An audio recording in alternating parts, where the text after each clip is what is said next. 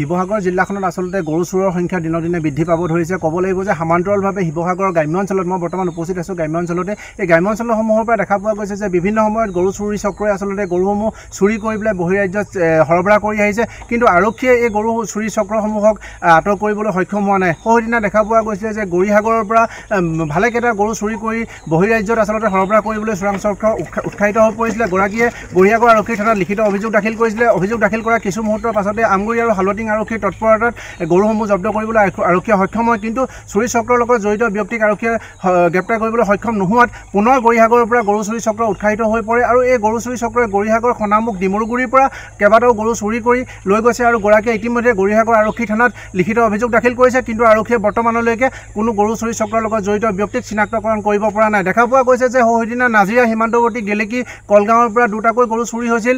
গৰু চুৰি হোৱাৰ পাছতেই গৰাকীয়ে গেলেকী আৰক্ষী থানাত লিখিত অভিযোগ দাখিল কৰিলে। অভিযোগ দাখিল কৰাৰ পাছতেই গৰু যিহেতু বিভিন্ন সময়ত সৰবৰাহ কৰি বা বিক্ৰেতাৰ মাজত যি সম্পৰ্ক, এই সম্পৰ্ক ৰক্ষা কৰি অহা লোকক আৰক্ষী থানালৈ মাতি নিয়া হ'ল, সোধপোছ কৰা হ'ল। গেলেকী আৰক্ষীয়ে সোধপোছ কৰিলে, কিন্তু কোনো ব্যক্তিকে চিনাক্তকৰণ কৰিব নোৱাৰিলে।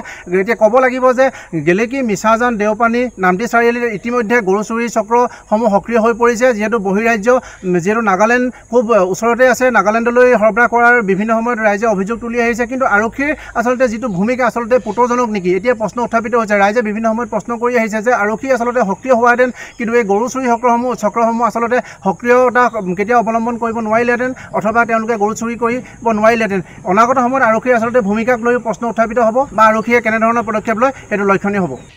2024 এই 29 তাৰিখত যোৱাৰাতি মানে গৰু 4জনী চুৰি নিছিলে।